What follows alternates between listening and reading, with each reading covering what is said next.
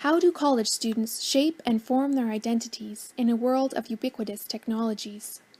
Sherry Turkle says that we have entered a culture of simulation, where boundaries are eroding between virtual and real. Virtual networks are part of the ebb and flow of everyday life. College students spend up to 20 hours per week online, and the majority use social networking sites, Facebook being the most heavily used. College students are a particular group at a point in their lives when they are learning control, flexibility, and finding their own voices. In college, they form a sense of self and gain self-esteem. In other words, activities surrounding identity discovery and construction. Sense of self and confirmation of identity is often linked to social feedback. Social networking sites like Facebook give college students the opportunity for mass self-communication and feedback, and students use these sites to boost self-esteem. Facebook has actually just created a personal activity log for users to track their online visibility. Facebook, in particular, also feeds a young student's concern with appearance. The Facebook timeline has changed an originally text-heavy layout to one that is more visual, more picture and media heavy. This allows users to observe one another's appearance competitively, as opposed to viewing intrinsic characteristics face to face. The concern that many have with Facebook and social networking sites in general is the focus on appearance in a medium that can so easily be manipulated. How genuine is what we see? How touched up are the photos?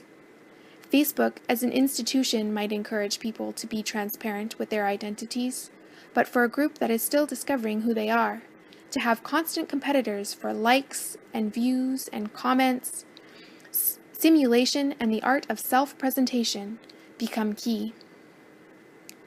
Facebook is like a visual market where the commodity is a person's self, or perhaps better said, self-image. Timeline is a narrative of self-presentation, and some people think of the construction of a Facebook page as constructing a personal brand. Promotion and self-branding are now part of a student's life. And then, overlaying the timeline structure are the various privacy settings. Identity becomes duplicitous, or multiple, as privacy settings allow for multiple personas. Different groups, friends, family, schoolmates, coworkers, etc., can be set to see different things. A healthy self is now seen as fluid, flexible, and malleable, as opposed to intrinsic and set. Who are you to whom? What sites like Facebook offer to students is control.